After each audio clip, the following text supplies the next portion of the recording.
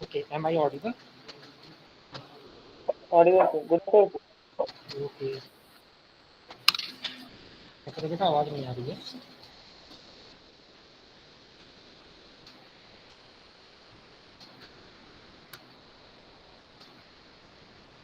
Okay, fine. So today I'm going to start the unit number 2. Okay, which consists of the first topic is magnetic field and magnetic field intensity. Okay, so before going to start this topic, let us try to understand what do you mean by magnetic field. तो दो चीज़ें हैं, एक हम बात करेंगे जैसे हमने बताया कि आपको इलेक्ट्रिक फील्ड के केस में हमने दो टर्म्स बात किए थे E and D. What was E? E था आपका इलेक्ट्रिक फील्ड इंटेंसिटी जो फील्ड के पावर को बताता था, and electric flux density capital D जो कि बताता था कि पर यूनिट एरिया कितनी फील्ड लाइंस निकल रही हैं।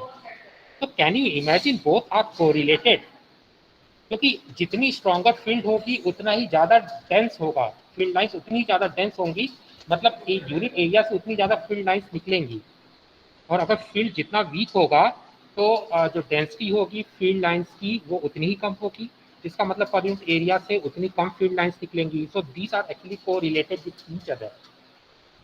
तो सेम सेंस में अगर हम यहाँ पर बात करें तो हियर व्हाट आई कैन से magnetic field and magnetic field, it means magnetic field intensity, and two terms we will talk about, the two terms, magnetic field intensity as well as magnetic flux density. Okay, सभी को मेरी voice clear है? ऐसा तो नहीं है कि मास की वजह से वॉइस क्लियर ना हो रही हो? Clear, sir. Clear Okay, है sir. okay, fine with that. So before going to start, before going to talk about magnetic flux density, let us talk some basic experiments, okay, which was performed, okay. So if I'm saying field, magnetic field, तो अगर आप last class को remember करने की कोशिश करो तो मैंने क्या बताया था बेसिक प्रॉपर्टी चार्ज को लेकर। मैंने बोला था कि जब एक चार्ज मूव करता है तो फील्ड प्रोड्यूस होती है, बट अगर charge stationary magnetic field produce होगी, और अगर चार्ज स्टेशनरी है तो it will always produce a electric field. सभी को ये चीज रिमेम्बर, सभी को याद है ये चीज? Yes, yes sir. Sir. Fine. तो अगर मैं ऐसा बोलूं कि चार्ज मूवेबल है तो कैन आई से it will also generate electric field? Yes और नो? Yes sir. ठीक है, ओके। तो जब अगर चार्ज मोशन में है तो इलेक्ट्रिक फील्ड भी प्रोड्यूस होगी और मैग्नेटिक फील्ड भी प्रोड्यूस होगी, ओके। बट अगर charge what I can say charge stationary है then it can only produce the electric field. So here what I am trying to say कि एक source of magnetic field तो हमें पता चल गई, करंट कैरिंग एनी स्ट्रक्चर, कोई भी स्ट्रक्चर जिससे करंट फ्लो कर रहा हो। तो करंट फ्लो कर रहा है that is charge in the motion. अब कैसे मोशन में है, कांस्टेंट वेलोसिटी से मूव कर रहे हैं या एक्सेलरेट हो रहे हैं या रिटार्ड हो रहे हैं, आई am not specifying the type of motion, rather in a simple word I am saying there is a certain kind of current flowing through the structure। Current flow कर रहा है इसका मतलब चार्ज मोशन में है, तो वो स्ट्रक्चर डेफिनेटली क्या करेगा, मैग्नेटिक फील्ड प्रोड्यूस करेगा। ये तो हो गया एक चीज, but it's not necessary that we need always a current in order to generate the magnetic field. आप लोगों ने मैग्नेट तो अपने अभी तक की लाइफ में मैग्नेट तो जरूर देखा होगा, क्या मैग्नेट से कोई करंट फ्लो करती है? No sir. नहीं No, ना, sir. But they still can produce the field, वो अपनी मैग्नेटिक फील्ड प्रोड्यूस करते हैं। So it means we have now, जितनी नॉलेज अभी तक हमें मिली, what we can say, we have two kind of sources for the magnetic field. First, current carrying structure, okay. Second one, permanent magnet, you can say, or magnetic material, not permanent magnet, you can say magnetic material. So can I say one is natural and another one is artificial source? कह सकते हैं yes sir. material, magnetic material hai, these are the what I can say natural sources, but the what I can say current structure, these are the artificial source of magnetic field. So अभी तक आप लोगों ने जितना पढ़ा है उसमें से कोई मुझे एग्जांपल दे सकता है artificial source of magnetic field का? Electromagnet. Electromagnet, good, okay.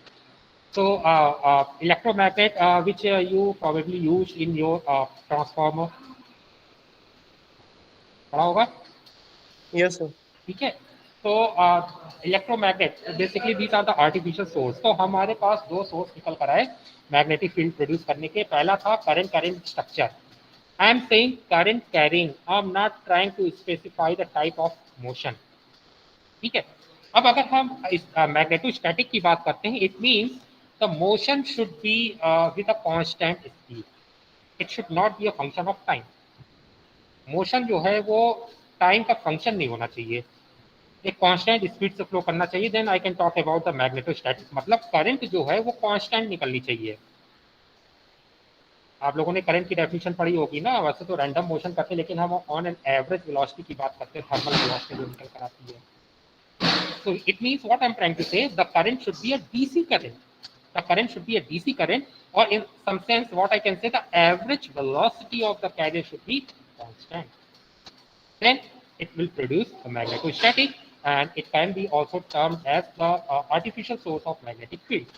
The second one is the what I can say natural source of magnetic field, which is nothing but the magnetic material.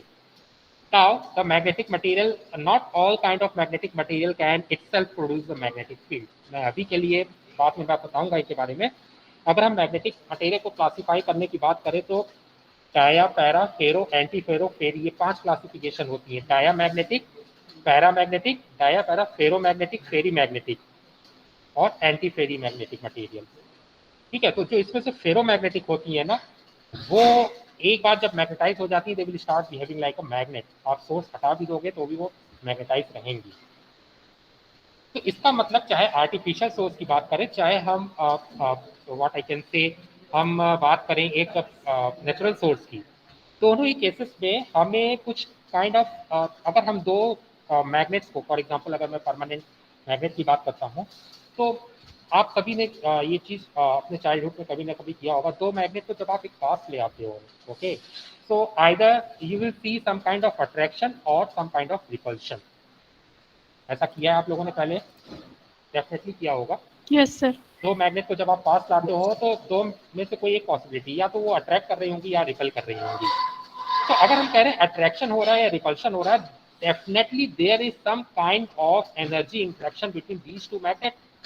इन दोनों magnet के बीच में certain kind of what I can say energy extraction चल रहा है, energy का interaction चल रहा है दोनों के बीच में, ठीक है।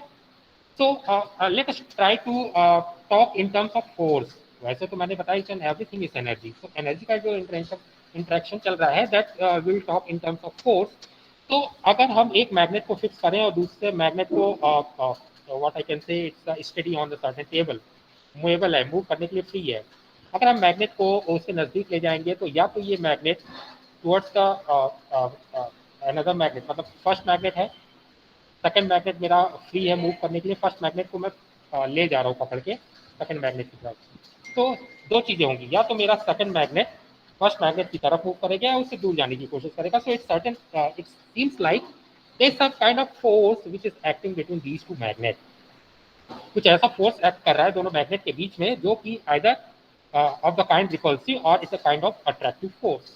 Okay, so what if I am saying what is the source of this force, what is the source? तो अगर हम इसे इलेक्ट्रोस्टैटिक के टर्म्स में बात करें, जैसे मैंने बताया था कि मैग्नेट को आप रिप्लेस कर सकते हो जस्ट टू फाइंड चार्ज। एक पॉइंट चार्ज आपका फ्री टू मूव है, दूसरा पॉइंट चार्ज है। जैसे आप उसको नजदीक लाओगे, in the same way the charge will either move towards the my left hand side charge और move away from that. So same thing is true over here. So जो आपको एक force field होता है, that is because of certain kind of energy, and that energy is associated with the magnetic field strength of this permanent magnet. Okay, so the existence of field is apparent. It's not actually it's a certain kind of apparent force which you can observe, which you can feel. ऐसा एक apparent force जिसे आप देख नहीं सकते, visualise नहीं कर सकते, बट हाँ, अगर आपने पहले मैग्नेट को फिक्स कर रखा है, दूसरे मैग्नेट को जब आप लाओगे तो पहले तो आपको कोई फोर्स फील नहीं होगा, लेकिन जैसे जैसे नजदीक आने लगेंगे आप, तो या तो आपको अट्रैक्टिव या रिपल्सिव फोर्स का फीलिंग आने लगेगा। So that is why I'm saying it's an apparent force. Okay, that is the apparent force. So what are the observation? अगर हम बात करते हैं कि हमने एक मैग्नेट वन को फिक्स कर दिया और मैग्नेट टू को मैं नजदीक ला रहा हूँ, तो पहले तो मेरे इस राइट हैंड में जिसमें मैंने मैग्नेट को पकड़ रखा है, इस यहाँ पर मैंने मैग्नेट पकड़ के फिक्स कर दिया है और यहाँ पर एक टेस्ट मैग्नेट को मैं लेकर आ रहा हूँ। तो जब मैं दूर था, मेरा ये हाथ दूर है, तब तक मुझे कोई फोर्स फील नहीं हो रहा है। I don't need to work in order to move this मुझे एक्चुअली थोड़ा सा वर्क तो करना पड़ेगा मूव कराने के, but I don't need to work a lot in order to move this magnet towards this magnet. लेकिन जैसे ही आप थोड़ा सा आप थोड़े बहुत कंफ्यूज हो रहे हो, okay, so just imagine these two are the magnets. So what I'm trying to say, ये जो आपका डस्टर है, लेट अस सपोज ये एक मैग्नेट है, मैंने इसे फिक्स कर रखा है, एंड दूसरा ये मैग्नेट है जिसे मैं मूव करा के इस पहले वाले मैग्नेट की तरफ ले आ रहा हूँ। तो व्हाट विल हैपन, स्टार्ट में जब मेरा ये मैग्नेट काफी दूर होगा, तो do I feel certain type of force, attractive और रिपल्सिव? कोई फोर्स मुझे फील करना होगा, कर पाऊंगा नहीं ना? No, sir. कोई फील मुझे though the field is existing but it's too weak to be sensed.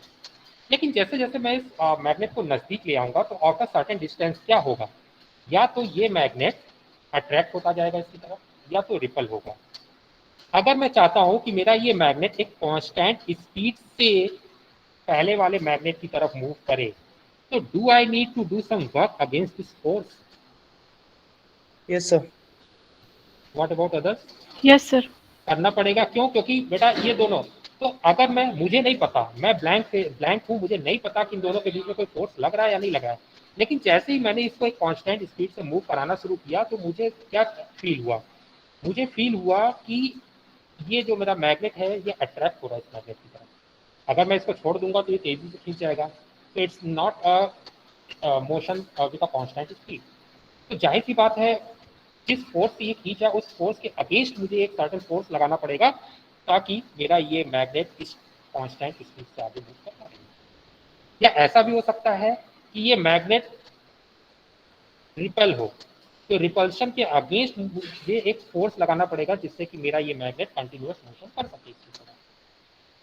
तो जो मुझे फोर्स लगाना पड़ रहा है, that is nothing but the force acting between these to magnetic bars, or in term I can say the amount of additional work which the observer needs to do is nothing but the work done against the magnetic field. Can I say? Yes, sir. Yes, sir. Okay, so these are the two terms which you can say. So what I can say, a field exists throughout the space. मतलब अगर एक magnetic source है, तो उसके चारों तरफ throughout the space field exist करेगी, but after certain distance it may be possible the field is too weak to be sensed. ऐसा तो मैं डिनाई नहीं कर रहा हूँ कि ऑब्वियसली अगर हम प्रैक्टिकल टर्म्स में बात करें, एक मैग्नेट है तो उसकी वजह से जो फील्ड लाइंस होंगी, उससे काफी दूर जाओगे तो obviously they will be diminish to zero. लेकिन अगर हम इस मैग्नेट बार के सराउंडिंग स्पेस में बात करें, तो definitely there is certain kind of field. Okay, the field exists, and because of that, if I would like to move what I can say uh, test magnet, then we need to do some work against this field.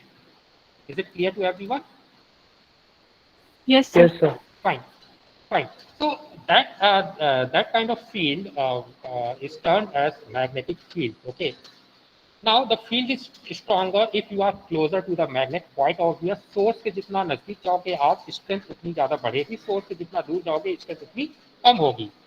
तो यहाँ से क्या मुझे ये पता चल रहा है कि सोर्स से डिस्टेंस जो है, मतलब सेकेंड स्टेटमेंट बोलता है कि the field is stronger closer to the magnet. Magnet के जितने नजदीक जाओगे फील्ड उतनी स्ट्रांग होगी, जितना दूर जाओगे फील्ड उतनी वीक होगी। तो मतलब मेरा ऑब्जर्वेशन पॉइंट का मैग्नेट से जो डिस्टेंस है, can I say the field is inversely proportional to distance. Yes, sir. But Yes, sir. till now I haven't clear about the exact relation. Maybe it's 1 by r, maybe it's 1 by r square, maybe it's 1 by r cube, I don't know. But I know one thing, that there is a reciprocal relation. There is a reciprocal relation जो इस मेरे observation से निकल के आ जाता है। But ये observation मुझे कुछ भी नहीं बताती कि the relation is is 1/r और 1/r स्क्वायर और 1/r क्यूब और व्हाट एवर एल्स, ये हमें नहीं बताती। बट इतना पता चलता है कि रेसिप्रोकल रिलेशन है। ओके, तो the two end of the magnet behave differently. अगर आप एक मैग्नेट लोगे, कंपास को ले जाओगे, तो अगर एक साइड आपका साउथ पोल मैग्नेट की तरफ आता है तो अपोजिट साइड नॉर्थ पोल आता है। एंड यू ऑल नो, आप मैग्नेट के जितने भी पीसेस कर दो तो उसमें नॉर्थ और साउथ पोल दोनों एग्जिस्ट करते हैं, as you all may know. तो अगर मुझे उसके फील्ड लाइंस को ट्रेस करना हो तो what I need to do. आप लोगों ने ये एक्सपेरिमेंट अपने स्कूल टाइम में किया है, मैग्नेटिक फील्ड लाइंस Yes, को sir. ट्रेस किया है सभी ने किया होगा। Yes, sir. Okay, so what you have done, आप एक मैग्नेट फिक्स रखते थे, उसके बाद आप कंपास को मूव करते थे और उसका नीडल का जो लोकेशन था उससे पेंसिल से क्या करते थे, पॉइंट आउट करते थे। Then after that you have to just retrace the points, यही करते थे आप। ठीक है, तो Yes, sir. इससे एक चीज आपको क्या निकल कर आया कि जो लाइंस थी, कभी आपने ऑब्जर्व किया लाइंस जो है वो मैग्नेट के नॉर्थ पोल से निकल के साउथ पोल की तरफ मूव करती थी। कभी ऐसा कोई आपने लूप देखा होगा मैग्नेटिक फील्ड लाइंस का जो ओपन लूप, मतलब लूप ही ना फॉर्म करती हो, नॉर्थ पोल से निकली और साउथ पोल पे लौटे ना, इज इट पॉसिबल? नो, तो नहीं होती ना। तो यहाँ से हम क्या कंक्लूजन निकालते हैं कि actually magnetic field lines always form a close loops. तो अगर हम बात करें कि इतनी देर से हमने बात की कि field field field, but what is the what is the definition of magnetic field? So magnetic field is nothing but a field of force, क्योंकि वो क्या कर रही है, हमारे ऑब्जर्वेशन वाले मैग्नेट पे या कैंपस निडल पे certain kind of force apply कर रही है। So that is why I can say it's a field of force. Okay, क्योंकि फील्ड है and that is exerting certain kind of force, that is why it is called as field of force. So magnetic field is nothing but a field of force which is acting on a certain test magnet. ठीक है, magnetic field क्या है, एक certain kind of field of force है जो एक test magnet पे काम करती है। टेस्ट मैग्नेट कोई भी हो सकता है, but the only qualification is that magnet must be small. Magnet must be small, जो आपका टेस्ट मैग्नेट है it should be small. Okay, जैसे कैंपस की नीडल हो सकती है to render the measurement valid.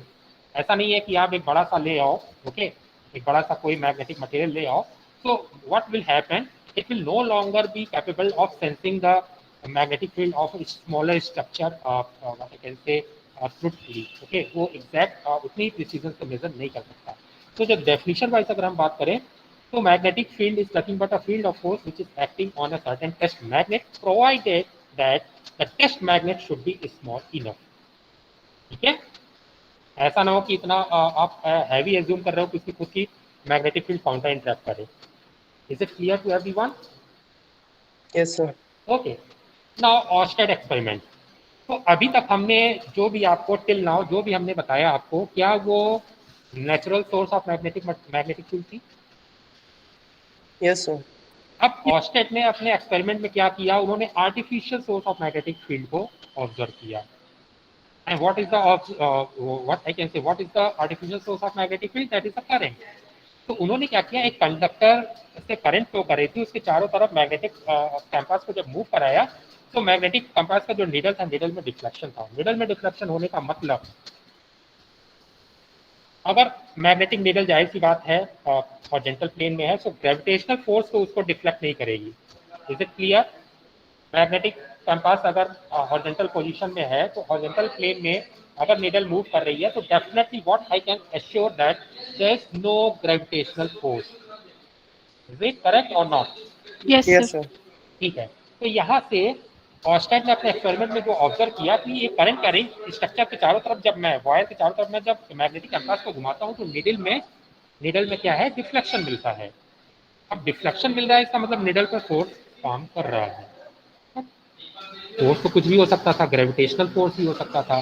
तो ग्रेविटेशनल फोर्स तो हम डिनाई करते हैं इस फैक्ट से, क्योंकि वो एक हॉरिजॉन्टल प्लेन में है, तो ग्रेविटेशनल फोर्स वर्क नहीं कर सकता उसको डिफ्लेक्ट कराने में। एंड द सेकंड वन, जैसे ही इस स्ट्रेट कंडक्टर में करंट जीरो कर दी गई ना, करंट ऑफ किया गया, निडल का डिफ्लेक्शन बंद हो गया। तो अगर ग्रेविटेशनल फोर्स वर्क कर रही होती तो कंडक्टर जो करंट कैरिंग वायर था उसमें करंट फ्लो करे ना करे, इस निडल पे तो ग्रेविटेशनल फोर्स कंटिन्यूअस लग रही थी।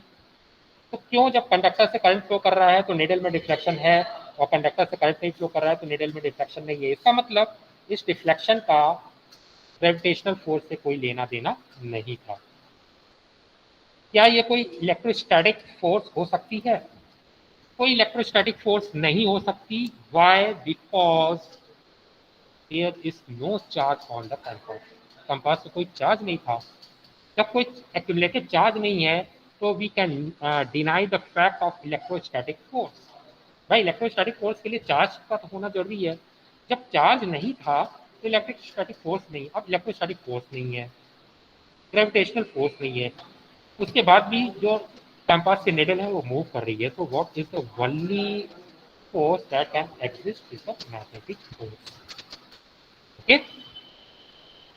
Yes, sir. सर ये जो करंट है बेसिकली अल्टरनेटिव करंट है? नहीं, डीसी करंट है। ठीक है, अल्टरनेटिंग करंट आप नहीं अभी कंसीडर करोगे। Why? Because can anyone tell? तो टाइम वेरिंग होगा तो इलेक्ट्रोमैग्नेटिक टाइम वेरिंग या harmonic. if the current is the function of time, then it will become the time varying electromagnetic field.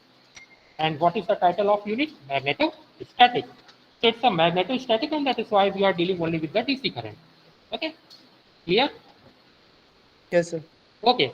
So what from this Oersted experiment, what can be concluded that the current in the wire can generate a magnetic field.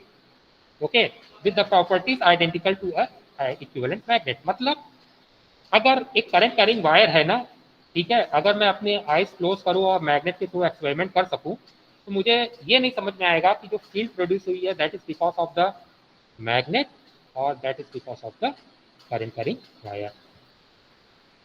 Clear हो गया सभी को? Yes, sir. Okay, fine. Now Sir, हाँ बेटा पूछिए। Sir वो जैसे अगर कोई सिंगल चार्ज है और वो किसी पॉइंट से दूर जा रहा है यूनिफॉर्म वेलोसिटी से, तो उस पॉइंट पे तो टाइम वेरिंग मैग्नेटिक फील्ड हो जाएगी ना, अगर कांस्टेंट क्योंकि वेलोसिटी से इनवर्सली जा रहा है, प्रोपोर्शनल है। देखो अगर कांस्टेंट आप वेलोसिटी से जा रहा है तो it will offer certain DC current. ठीक है बेटा? यस सर, मतलब इनवर्सली प्रोपोर्शनल टू आर हो गया तो वो चेंज होगा ना उस पॉइंट पे नहीं जो फिक्स्ड है, नहीं नहीं नहीं, अगर सिंगल चार्ज है तो। सिंगल चार्ज अगर मूव कर, अच्छा आप क्या बोलना चाह रहे हो मैं समझा नहीं। एक सिंगल चार्ज मूव कर रहा है कांस्टेंट वेलोसिटी से कांस्टेंट वेलोसिटी से, ठीक है, किसी किसी स्ट्रेट फिक्स्ड लाइन, पॉइंट से दूर जा रहा है, किसी फिक्स पॉइंट से दूर जाता है, ठीक है बेटा? तो मतलब वहाँ पे टाइम वेरिंग मैग्नेटिक फील्ड हो जाएगी ना, क्योंकि इनवर्सली प्रोपोर्शनल टू आर होता है, आर इंक्रीज हो रहा है तो चेंज होगी मैग्नेटिक फील्ड उस नहीं पॉइंट नहीं पे। नहीं नहीं नहीं नहीं, that is not related to the time varying. Time का फंक्शन, आप डिस्टेंस का फंक्शन बता रहे हो बेटा। It must be a function of time. तो डिस्टेंस टाइम पे वेरी कर रहा है, मतलब जैसे जैसे टाइम बढ़ता जा रहा है डिस्टेंस इंक्रीज होगा। देखो चार्ज जैसे आपका मूव करता जा रहा है ना, तो हम चार्ज की बात, देखो आप चार्ज को टारगेट कर रहे हो कि चार्ज यहाँ था, चार्ज यहाँ पहुंचा, चार्ज यहाँ पहुंचा। मैग्नेटिक फील्ड के केस में हम चार्ज अगर 1 मीटर ट्रेवल कर जाता है यूनिट सेकंड में, तो हम देखते हैं इक्विवेलेंट कितना इस लेंथ से करंट फ्लो की, and because of that flow of the current a magnetic field will produce. Charge को आप टारगेट मत करो, चार्ज के फ्लो की वजह से जो करंट जनरेट हो रही है that you need to consider. समझ में आया अमृता? Yes sir. आप अभी जो कंफ्यूज हो रहा है, आप चार्ज यहाँ पर है, चार्ज यहाँ पर है, तो इसका distance but we are not dealing with charge, क्योंकि अगर हम उस चार्ज की बात करें that is related to the electric field.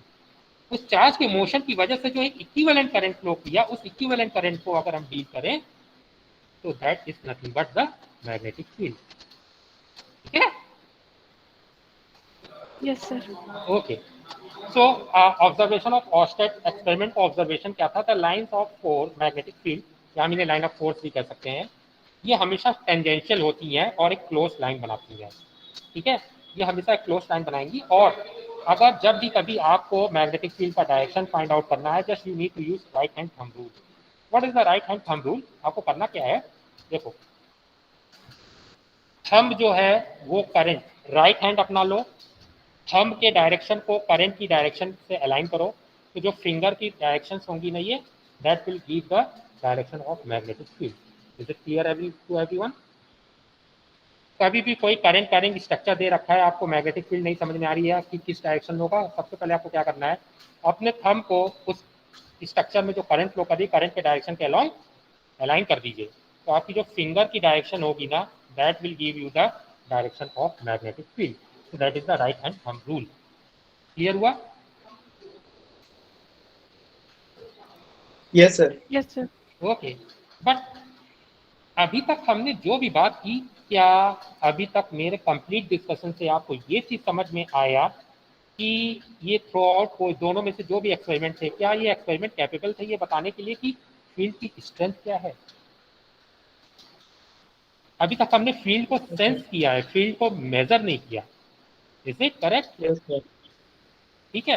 तो ऑस्टेड एक्सपेरिमेंट की लैकिंग क्या थी? लैकिंग सबसे बड़ी यही थी कि हम फील्ड को सेंस तो कर पा रहे हैं, इवन हम एक वर्चुअल रिलेशन भी स्टैब्लिश कर पा रहे हैं कि रेसिप्रोकल रिलेशन है आपके साथ, but we can not assure our self that what should be the strength of field.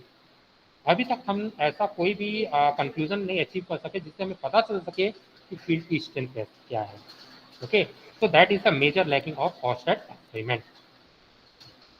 Now let us take two example. The one is a magnetic field because of the permanent magnet, and the second one is because of the electromagnet. So जैसे मैंने पहले ही बताया था, magnetic field lines always form a closed loop. Magnetic field lines हमेशा एक closed loop form करेंगी, as you can see in this permanent magnet diagram. Field lines are field lines जो है आपकी वो नॉर्थ पोल से बाहर निकल रही हैं, and they are moving in the space and moving back to the south pole. तो नॉर्थ पोल से निकलती हैं, आउटर स्पेस में मूव करती हैं, और इनसाइड द साउथ पोल फिर से इंसर्ट कर जाती हैं। तो they will form a closed loop. Okay, they will form the closed loop. अगर आप ट्रेस करना चाहते हो, आप मैग्नेटिक कंपास को जैसे जैसे इस फील्ड लाइंस के अलॉन्ग मूव कराओगे ना, उसकी निडल जो है वो डिफ्लेक्ट होगी, और needle will give the direction of magnetic field. The second one you can also produce using this electromagnet. मैंने अभी बताया, एक करंट कैरिंग वायर से जब आप एक डीसी करंट फ्लो कराते हो, so it will produce a magnetic field. एक स्ट्रेट कंडक्टिंग वायर है। नाउ ऐसा उस वायर में क्या चेंज करूं कि फील्ड की स्ट्रेंथ बढ़ जाए? Can anyone tell? सर फिर से रिपीट करिएगा। एक मेरे पास स्ट्रेट कंडक्टिंग वायर है, उससे करंट फ्लो कर रही है 1 एम्पियर की। मैंने 1 मीटर डिस्टेंस पे मैग्नेटिक फील्ड मेजर किया, कुछ निकल कर आया। इस वायर में ऐसा क्या चेंज कर दूं मैं कि अभी भी उस वायर से 1 एम्पियर का करंट फ्लो करे, और अभी भी मैं सेम उसी पॉइंट पे फील्ड मेजर करूं, और फील्ड की स्ट्रेंथ बढ़ जाए? Sir shape basically, shape sir. Shape क्या? सर सर्कुलर कर देंगे basically, coil type. Y type. Anyone else? Exact circular या helical type. Helical type? Can anyone explain the reason? Sir basically density का concept है कि surface area हम I am leaving this question to all of you, search करके आइएगा। Basically our target is to create some kind of discontinuity. आप उसे circular helical कुछ बोलो, और we need to create the discontinuity. इसीलिए कभी आपने ऑब्जर्व किया कॉइल में फील्ड ज्यादा तेज प्रोड्यूस होती है? Yes sir. जब मैग्नेटिक इलेक्ट्रोमैग्नेट की बात करते हैं, आप लोगों ने देखा होगा कॉइल क्यों नहीं एक सिंपल कंडक्टर लेके काम कर लेते, क्यों कॉइल की बात कर रहे हैं? वो अलग बात है, उस कॉइल के अंदर जैसे मैग्नेटिक मटेरियल डालोगे फील्ड और बूस्ट हो जाती है, लेकिन मैग्नेटिक मटेरियल हटा भी दोगे एज अ कोप तो भी कॉइल की फील्ड एक सिंपल कंडक्टिंग वायर से ज्यादा होती है। ठीक है, इसका क्या रीजन आपने बताया, पॉइंट ऑफ डिसकंटिन्यूटी? हाँ, why we need to create certain discontinuity, uh, come with the reason in the next class, okay?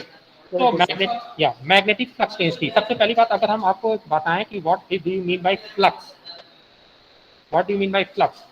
So what we can say, anything which can be integrated over certain given area is termed as flux. पहली चीज को mind रखते हैं, mathematical definition, anything which can be integrated over certain surface area is termed as flux. जैसे electric field lines, तो electric field को भी क्या करते हो, जब आप सर्टेन एरिया के अलोंग इंटीग्रेट करोगे, जैसे फ्लक्स डेंसिटी है वेक्टर डी, उसे सर्टेन एरिया के अक्रॉस जब आप इंटीग्रेट करते हो तो आप क्या मिलता था, आपको क्या मिलता था, total electric field lines. In the same वे कोई भी इन जनरल बात करें, certain things which can be integrated across certain area will give you the flux, और वो फ्लक्स कुछ भी हो सकती है। तो magnetic flux density is the amount of flux passing through a unit area if the area is perpendicular to magnetic flux। तो इस चीज के नाम में डॉट प्रोडक्ट लेना होता है ताकि परपेंडिकुलर प्रोजेक्शन निकल जाए। तो but what I am trying to say, magnetic flux density is nothing but the total amount of magnetic field lines which is causing certain given cross sectional area। Is it clear? Yes sir. Yes, sir. So let us try to establish a relation between B and H। So before going to establish the relation, let me write what is vector B।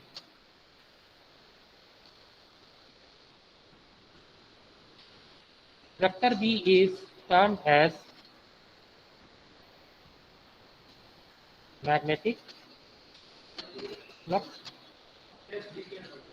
density, vector H is magnetic field intensity। Is it clear to everyone? Yes sir. Okay. So let us try to establish the relation, find out the relation between B and H. Okay. But before I'm not going to right now, मैं अभी आपको इसका proof नहीं दूंगा। जब मैं आपको magnetic material explain करूंगा in that at that time I will establish this relation, मैं इस रिलेशन को इस्टेब्लिश करूंगा, but that is related to the magnetic material. जब मैं आपको मैग्नेटिक मटेरियल पढ़ाऊंगा तो वहाँ पर मैं आपको डोमेन थ्योरी का भी थोड़ा सा आइडिया दूंगा और एक्सचेंज एक्सट्रैक्शन एनर्जी क्या होती है वो मैं आपको थोड़ा सा आइडिया दूंगा। That will not exactly covered in your book, books में भी उतना नहीं होगा, और आपको एक्सचेंज एक्सट्रैक्शन एनर्जी जो होती है वो सारी चीज़ें थोड़ा सा स्कोप के बाहर है, बट हल्का सा मैं आपको आइडिया दूंगा। बट एट दैट मोमेंट जब मैं आपको डोमेन थ्योरी बताऊंगा ना तो it will be clear to you, the relation will be clear to you. तो अभी मैं डेरिवेशन नहीं बता रहा, अभी मैं जस्ट रिलेशन बताने जा रहा हूँ। बट कीप इन माइंड जब मैं आपको मैग्नेटिक मटेरियल डिस्कस करूंगा ना, जब एक बार मैं आपको डोमेन थ्योरी बता दूंगा, after that it's very easy to establish the relation. तो अभी के लिए आप सिंपल जैसा बुक में बताया जाता है आप देख लीजिए। What I can write, P is equal to mu into H। आप सभी जानते होंगे ये चीज। Yes sir. What is mu?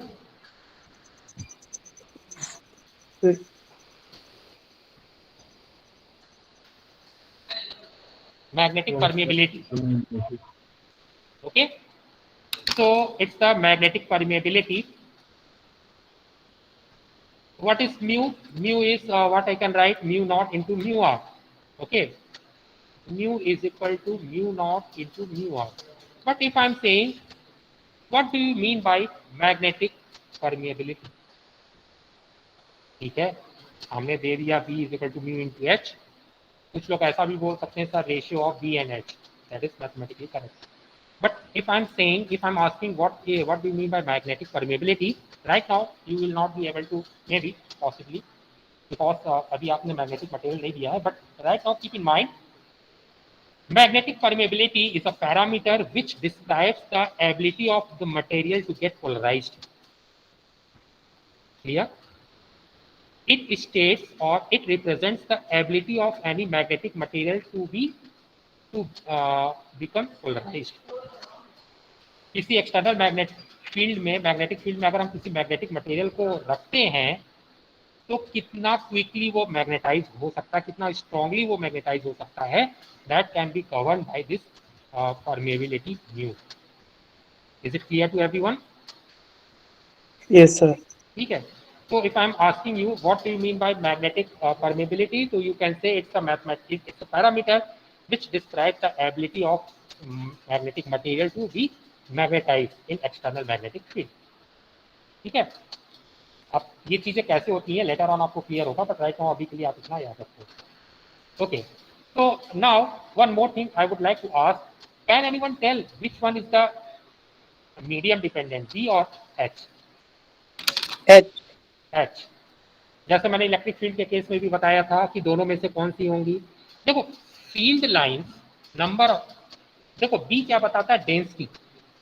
Density मतलब पर यूनिट एरिया से कितनी फील्ड लाइंस निकल रही हैं. अगर पर यूनिट एरिया से 100 लाइंस निकल रही हैं तो मीडियम कोई सा भी होगा, निकलेंगी तो 100 लाइंस ही. हाँ, मीडियम जैसे जैसे डिफर करेगा, इन 100 लाइंस की जो स्ट्रेंथ है वो ज़्यादा या कम हो सकती है.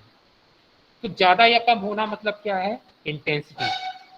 तो मीडियम चेंज होने के साथ साथ इंटेंसिटी चेंज हो रही है, मतलब एच चेंज हो रहा है, but B will remain same. ठीक है. Yes sir. Yes sir. अच्छा, mu naught into mu R. Mu R is the permeability of the medium, relative permeability of the medium. Mu naught is the permeability of free space. तो कभी गलती से ऐसा मत बोलना कि B is equal to mu naught mu R H. अब यहाँ पर म्यू आर जो है मैग्नेटिक, म्यू आर जो है रिलेटिव परमेबिलिटी है, इसलिए आप बोल दो कि B जो है वो मीडियम डिपेंडेंट होता है. ऐसा कभी मत करना. मेरी बात समझ में आई? अगर मैं लिखता हूँ, इस कंप्लीट इक्वेशन को लिखूं तो P is equal to mu naught mu r vector H. Mu r क्या है, रिलेटिव परमेबिलिटी ऑफ मीडियम. तो कभी इसके बेसिस पे यह मत बोल देना कि बी जो है वो मीडियम डिपेंडेंट है, क्योंकि म्यू आर मीडियम की परमेबिलिटी है, जैसे जैसे मीडियम चेंज होगा म्यू आर चेंज होगा. तो ये मत बोलना कि vector B magnetic flux density जो है वो मीडियम के साथ वैरी करेगी. ठीक है, क्लियर हुआ बेटा? अभी ये मिस्टेक तो नहीं करोगे? Yes sir. Yes sir. ठीक है. मीडियम म्यू आर, इस फॉर्मूले में म्यू आर का एग्जिस्टेंस तो ये बता रहा है कि मीडियम डिपेंडेंट है, लेकिन क्या मीडियम डिपेंडेंट है, एच मीडियम डिपेंडेंट है. एच इस तरह से मीडियम डिपेंडेंट है कि एच और म्यू आर को अगर आप मल्टीप्लाई कर दोगे तो रिजल्टेंट थिंग मीडियम इंडिपेंडेंट हो जाएगी. ठीक है. Yes sir. Okay. Now so this is the what we have talked till now. So the next topic is Biot-Savart law.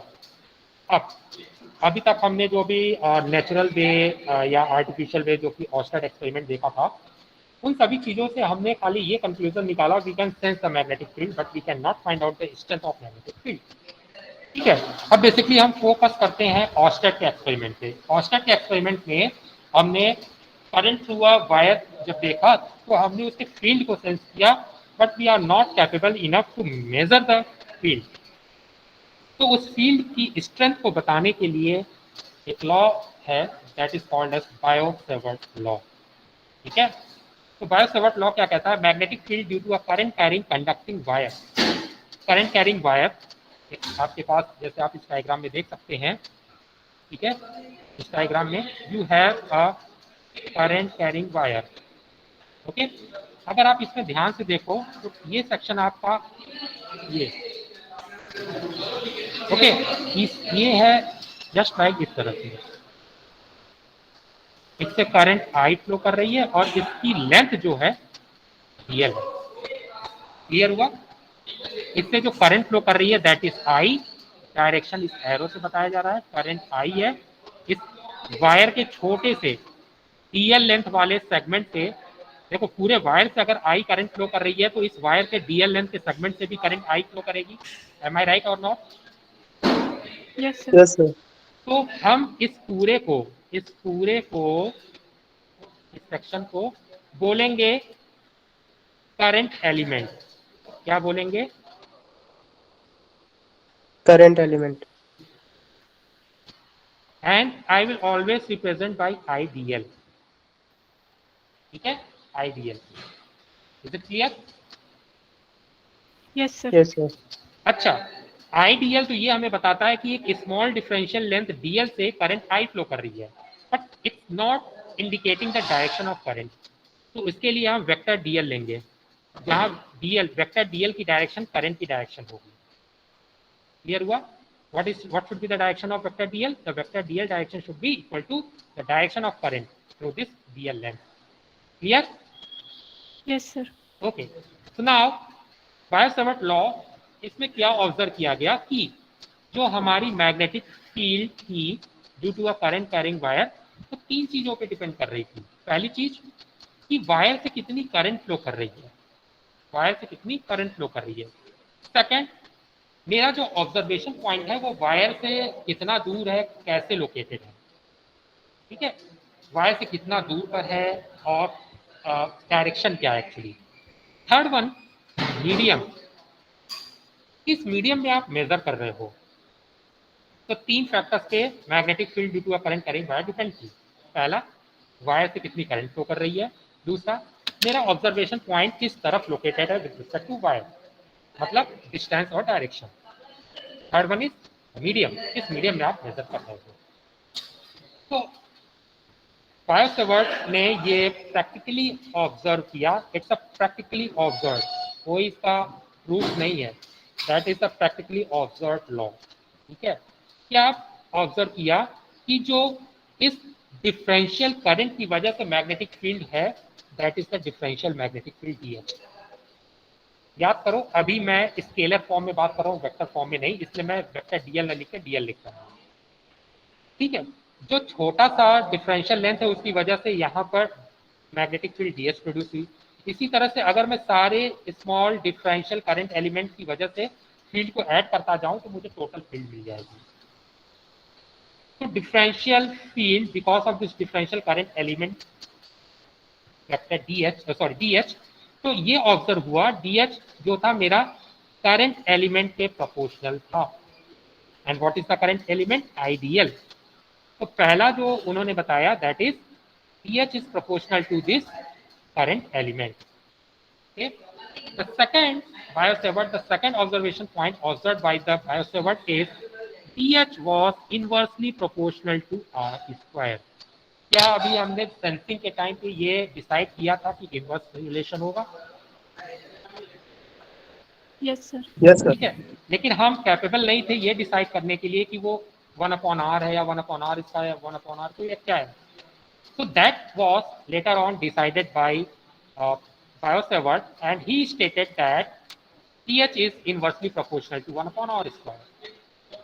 लेकिन इन दोनों के अलावा एक तीसरी चीज भी थी, वो ये चीज थी कि वायर के रिस्पेक्ट में इस पॉइंट का पोजीशन, वायर के रिस्पेक्ट में इस पॉइंट का पोजीशन। अब पोजीशन दो चीजों से बताई जाती है। पहली चीज कितना डिस्टेंस है, दूसरी चीज क्या ओरिएंटेशन है।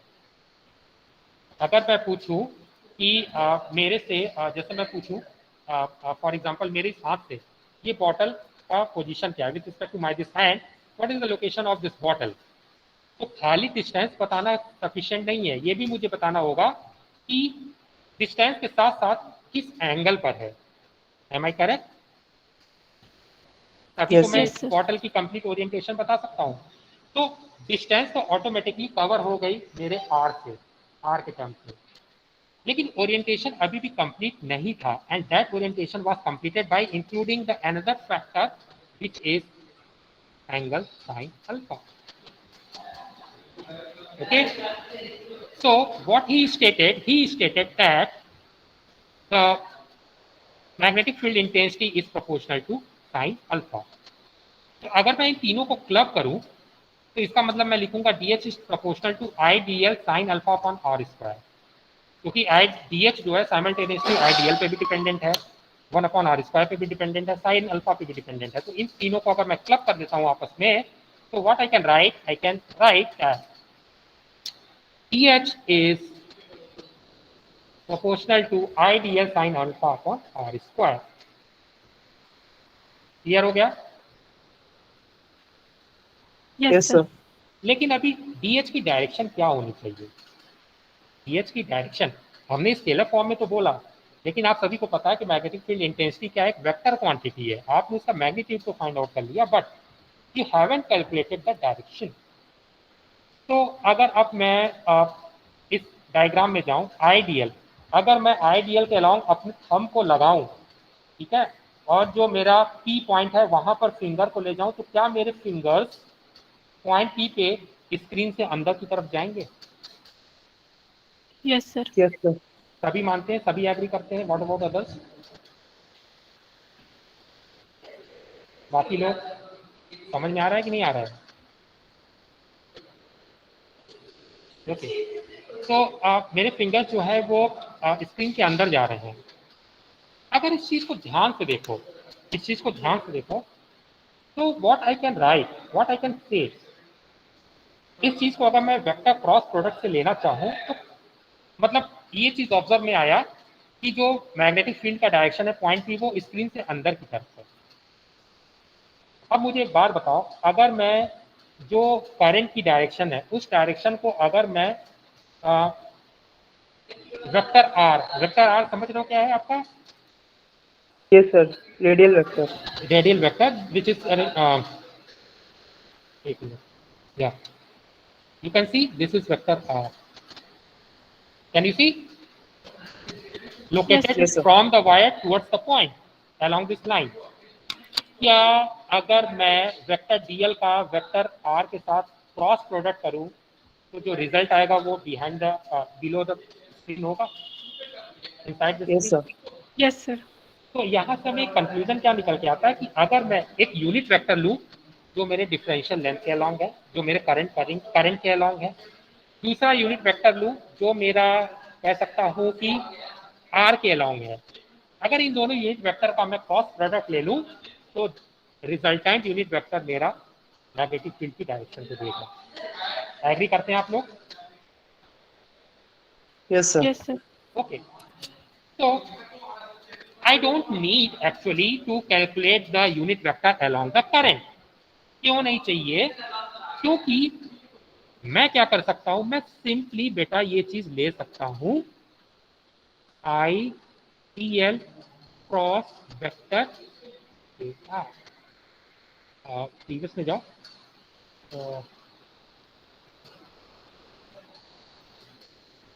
यहाँ पर मैं एज्यूम करता हूं इस डायरेक्शन में वेक्टर ए आर, ठीक है। तो यहाँ पर तो हमने यूनिट वेक्टर एज्यूम किया, यहाँ पर यूनिट वेक्टर एज्यूम करने की जरूरत क्यों नहीं पड़ेगी? क्योंकि टीएल फैक्टर तो ऑलरेडी फॉर्मूले में है, टीएल फैक्टर ऑलरेडी फॉर्मूले में है।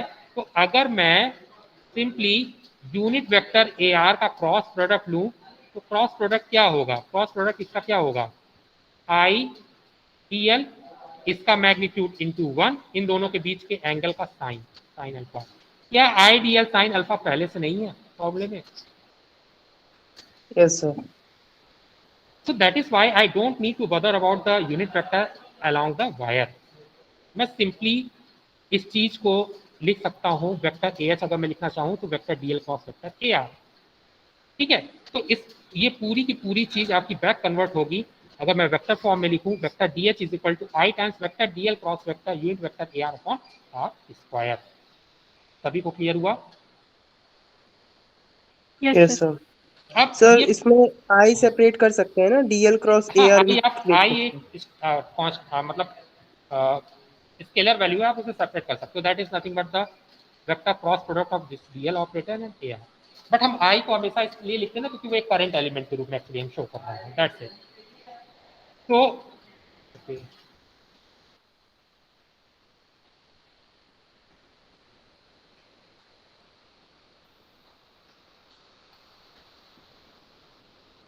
स्क्रीन विजिबल है ना?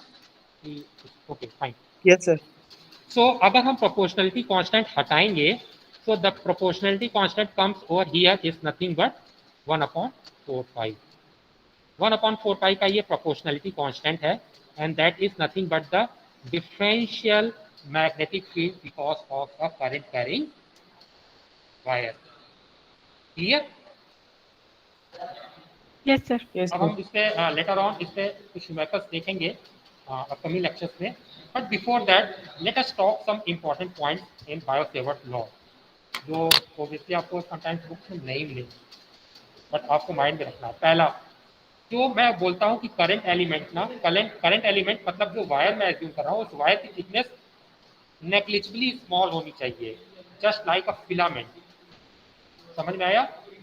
ऐसा नहीं है कि एकदम 5 सेंटीमीटर रेडियस का एक वायर कह रहे हो और उससे करंट फ्लो कर रही हो और आप लगे लगाने Biot Savart law. No, the thickness of this wire should be very small, negligibly small, and that type of structure is called as filament.